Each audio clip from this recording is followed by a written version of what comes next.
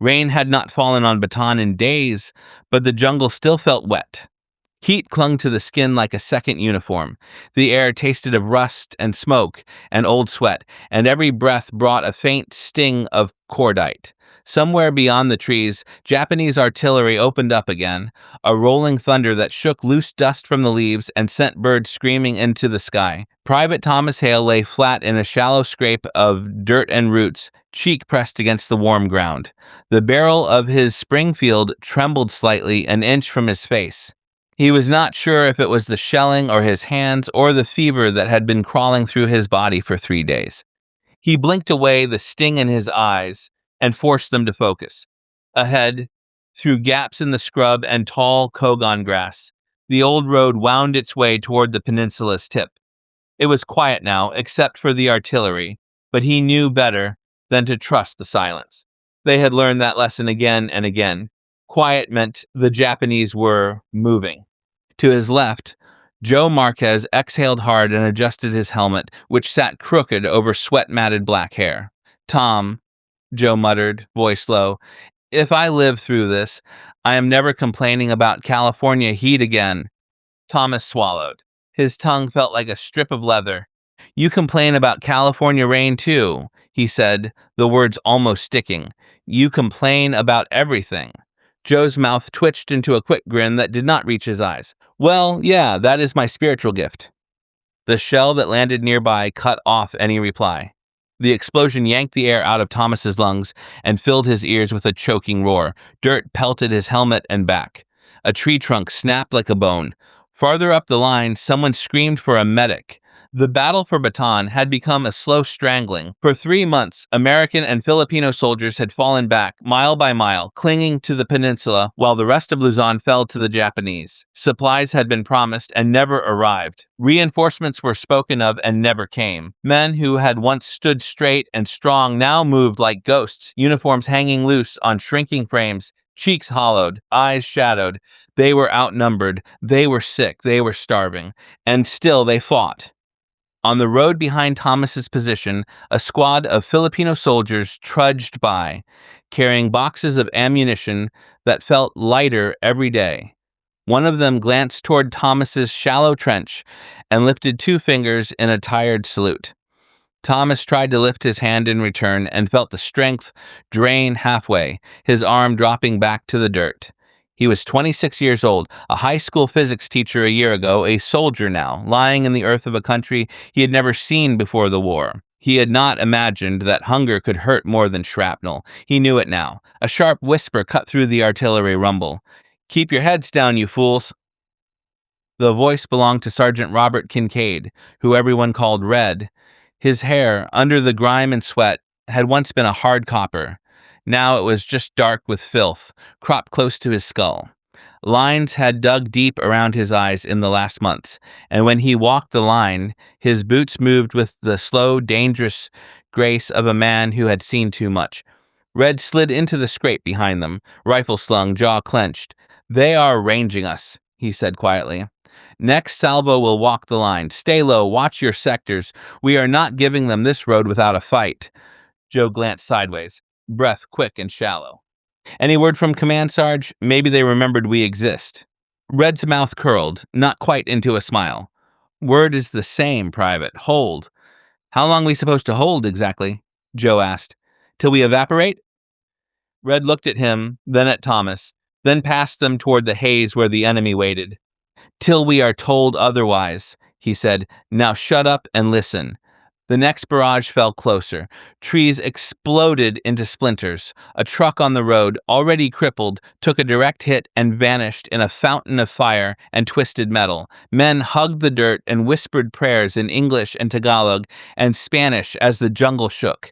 By afternoon, the artillery eased, but not because the enemy was giving them mercy. The shells tapered off the way a storm rolls away over a valley, sound thinning, distance swallowing it. Into that uneasy quiet came the distant crackling of small arms, the rattle of machine gun fire further down the peninsula where other lines of men were being tested. Thomas licked his dry lips. The canteen at his hip was almost empty. He unscrewed the cap and let a single swallow roll over his tongue. He forced himself to stop there, even as his throat begged for more. He passed the canteen to Joe.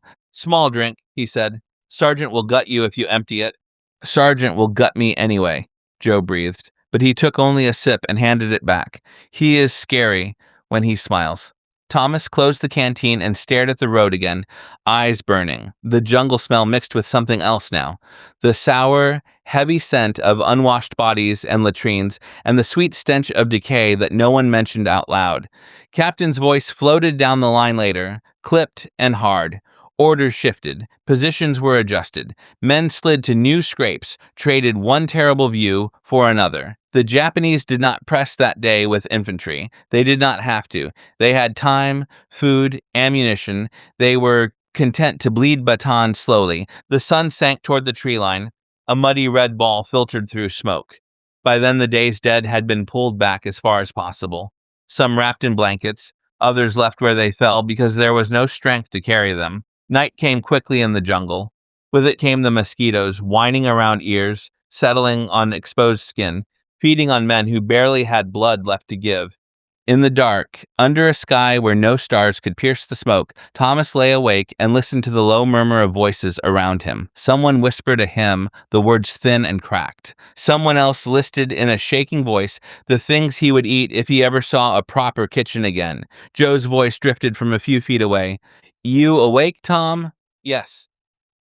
My mother is going to kill me if I die out here, Joe said softly. She told me not to enlist. She said she had a bad feeling about it. You ever listen to your mother's bad feelings? Thomas thought of Iowa, of a small house with peeling white paint, of a woman standing on a front porch trying not to cry as he boarded a bus. Yes, he said, I just did not tell her that I was listening. Joe made a quiet sound, almost a laugh. Maybe next time we listen more. There might not be a next time, Thomas said, and he surprised himself with how steady his voice sounded. Yeah, Joe answered, I know. Artillery boomed in the distance again, further toward the bay. The line shifted uneasily in the dark. When morning came, it brought no relief. The men were thinner. The ammunition boxes were lighter. There were more empty spaces in the trenches and on the line. Day bled into day until time became something measured in shells and rations and the fever chart of their own bodies, not in dates on a calendar. But the calendar moved all the same toward April, toward the moment when the exhausted forces on Bataan would learn that resistance had reached its end. On April 9th, 1942, Major General Edward King surrendered the peninsula. Somewhere behind the lines, the order moved down through staff officers and runners, words carried on tired legs through heat and dust and fear. By the time it reached Thomas's section, the sun hung high and unforgiving. Men crouched in their positions, expecting another assault. They were ready to die in place if they had to. It was all they had left. Red Kincaid stood before them, helmet under his arm. His face looked carved from stone. Listen up, he said. The chatter died. Command has surrendered Bataan, Red continued. He spoke plainly, without drama. The general has given his word. We are to lay down our arms. The words felt wrong in the air, like a joke said in a graveyard. For a moment, no one moved. Joe stared. You mean all of us? He asked. The whole peninsula? All of us, Red said. Thomas felt the world tilt as if the ground beneath his boots had shifted a few inches to the side. Months of fear, hunger, and stubborn, clinging hope crashed together inside him, leaving a sharp, hollow ache. They had bled for this narrow stretch of land. They had watched friends die for it. Now it was gone, not with a final charge, but with a spoken surrender. What does that mean for us, Sergeant? Another soldier asked, voice tight. What do the Japanese do with prisoners? Red hesitated, fractionally. It was the only time Thomas had ever seen the man at a loss. They will process us, Red said. Move us to camps. That is how it is supposed to work. Supposed to, Joe repeated under his breath. Red heard him. He looked at Joe for a long beat. We did our job, the sergeant said. Nobody here has anything to be ashamed of. We fought until we were ordered to stop, you understand. No man throws away his life for pride when command says stand down. He looked across the line, meeting eyes one by one. Unload your weapons, he said finally. Stack them like they trained you to. No foolishness, no heroics. Live through this day if you can. The sound that followed was small and terrible. Rifle bolts sliding open, clips ejected, rounds clinking into pouches that suddenly meant nothing. Men who had measured their worth for months by a weapon in their hands now stared at those same rifles as if they had become strangers. Thomas's fingers moved by habit. He emptied his magazine, cleared the chamber, set the rifle upright in the dirt. Around him, others did the same. A neat pyramid of surrendered guns began to rise near the road. He watched the stack grow and tried to swallow the lump in his throat. It did not move. Joe stood beside him, hands dangling at his sides. "So that is it," Joe said. "We are done." "For now," Thomas answered. Soldiers were ordered to form up, ragged lines along the road, no longer a fighting force, just exhausted men under the glare of the Philippine sun. Some carried small bags, some clutched canteens. A few held nothing at all, hands empty, eyes emptier. Filipino troops mingled with Americans in the line, uniforms equally torn, equally stained, equally thin, rank blurred, pride blurred. They were all the same now, underfed figures waiting to see what their enemy would do. The first Japanese soldiers they saw up close came in trucks and on foot, rifles slung, bayonets fixed. Their uniforms were cleaner. Their faces, though also tired, did not carry the same hollowed look. A Japanese officer stepped forward, flanked by soldiers with submachine guns. He surveyed the line like a man appraising livestock, not prisoners of war. His gaze slid over Thomas without stopping, then over Joe, then over Red. There were no friendly words, no formal acknowledgement of an honorable surrender. Only a barked command in Japanese. The guards moved along the line, shoving men into tighter formation, yelling, striking with rifle butts when someone stumbled. A few prisoners tried to speak, to ask where they were being taken. They were met with blank looks or sharp cracks across their shoulders. Thomas flinched as a guard shoved the row forward. His legs ached. His feet throbbed in his boots. The fever burned hotter behind his eyes. The line began to move, hundreds and then thousands of men shuffling down the road they had defended, now as captives. Dust rose in clouds around them, coating tongues and throats. The sun hammered down. Somewhere up ahead, someone fell. A shot cracked. The line kept moving. Red walked a few steps off to Thomas's right, shoulders squared, jaw locked. Joe trudged on the left, head down, still breathing hard. "Do not fall," Red said quietly, not looking at them. "Whatever you do, do not fall." Thomas nodded, though the motion made his vision swim. He did not know yet that this march would be remembered as one of the cruelest in modern history. He did not know the full extent of what waited along the route, the beatings and bayonetings and men left to die in ditches. He only knew that each step hurt more than the last, and that he had no choice but to keep taking them. The peninsula behind them smoldered. The jungle watched in silence as the columns of broken soldiers wound away from the lines where they had stood. They had fought until surrender. Now their war was entering a new phase, one fought without guns, under a different kind of cruelty, a path that would, for some of them, lead far from Bataan, across water, across months, across sickness and starvation, toward a distant island called Palawan, and a camp on a hill above a quiet blue bay where another chapter of their ordeal would begin. The march did not end when the sun went down. It kept going, hour after hour, until the night sky turned pale again and the jungle began to wake. Men walked half asleep, stumbling through dust and heat, eyes glazed, breaths shallow. Some leaned on the person beside them. Others moved by instinct alone, driven forward by the crack of rifle butts and the sharp shouts of the guards. Thomas moved because stopping meant dying where he stood. Joe Marquez walked beside him, lips cracked, voice nearly gone. Red Kincaid stayed a few steps ahead, shoulders rigid, scanning every movement from the guards as if willing himself to understand their rhythm, searching for any sign of mercy or warning. By the second day, Thomas no longer cared about the ground beneath his feet.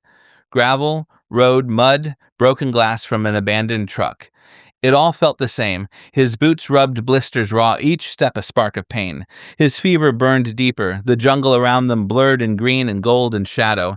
Men collapsed. Some were shot. Some were beaten until they rose again, staggering back into line. Others were dragged out of sight.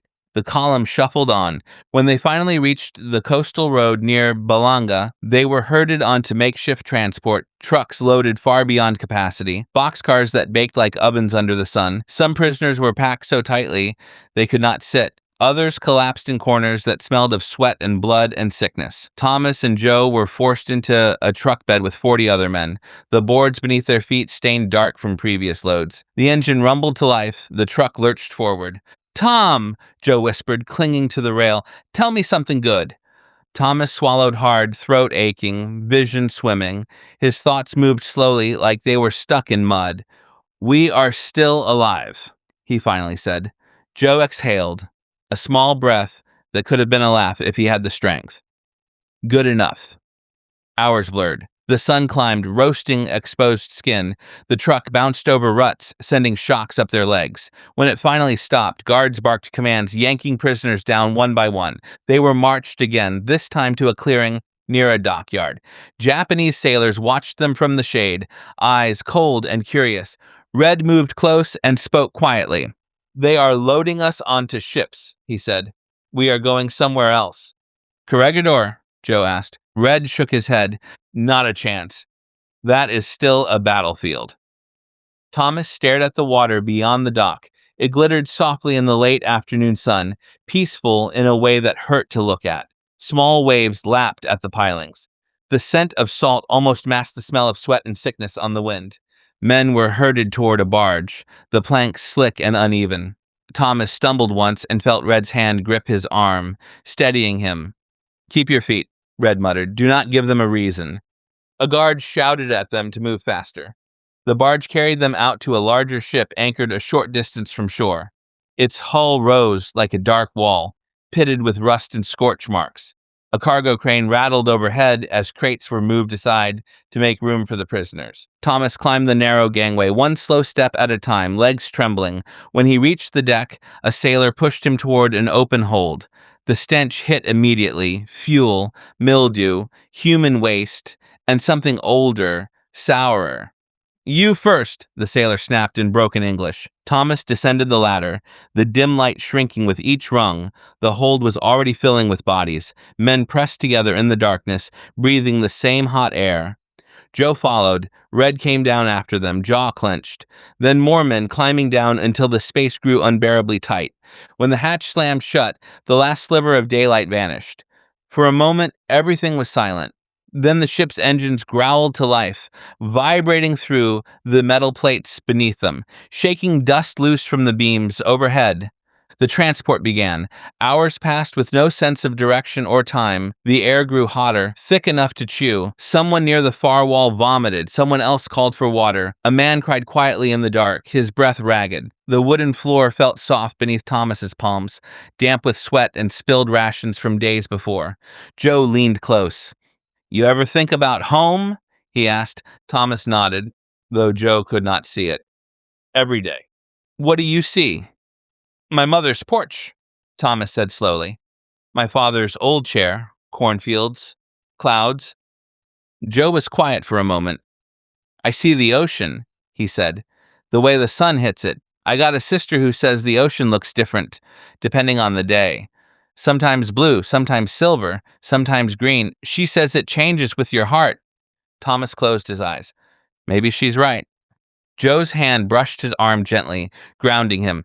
"Promise me something, Tom." "What?" "If you get out of this, you tell her she was right." The ship rocked over the swells, metal groaning in the darkness. Days blurred into each other. Conditions worsened. Men fainted from fever or dehydration. Sometimes a hatch opened long enough for a guard to toss down a crate of rice or a bucket of water. Other times, it opened only so bodies could be dragged away. By the time the ship finally anchored and the prisoners were forced back onto a barge, Thomas barely felt the heat on his skin. Joe moved like a man whose limbs had forgotten how to obey. Red's face sagged, lines deepened by exhaustion. They were herded ashore. White coral sand reflected the sun painfully. The sky was impossibly blue. The air smelled of salt and flowering trees. Behind the shoreline, the jungle rose up in layers of green, thick and alive. On a ridge above them, a few wooden structures stood among the brush, surrounded by barbed wire and watchtowers. Camp 10A. A Japanese officer stepped forward, shouting orders. Guards pushed the men up a narrow path toward the camp, striking anyone who moved too slowly. As Thomas climbed the slope, lungs burning, legs trembling, he saw a thin ribbon of smoke rising from the far side of the ridge, where the airfield lay. The hum of machinery drifted faintly through the trees. The camp itself was small, crude, harsh. This place felt wrong, and Joe felt it too. His voice cracked when he spoke. "This is it," he whispered. "This is where they are keeping us." Red glanced at the guards above, then at the terrain. "It is a work camp," he said quietly. "We build for them. We stay alive. That is the plan." Thomas stepped through the gate. Inside, prisoners moved like shadows, some shirtless, skin stretched tight over bone, some limping on infected wounds, some coughing into rags. A few lifted their heads long enough to see the new arrivals, eyes dull with warning. One prisoner, older, face gaunt, whispered as Thomas passed, "They never let you rest." Another voice followed, "Do not get sick. Do not step out of line. Do not draw attention." Thomas exchanged a look with Joe, then with Red. This was not a place for living. This was a place for enduring. Beyond the huts, the jungle swayed gently in the wind, uncaring. Far up the hillside, hidden by ferns and shadows, a Filipino man watched from between the branches. His dark eyes tracked the new prisoners arriving, quietly noting their condition, their faces, the number of guards. Elias Navarro. He studied the camp, then slipped quietly back into the brush. His people needed to know something in that camp was changing, and whatever it was, it would not stay hidden for long.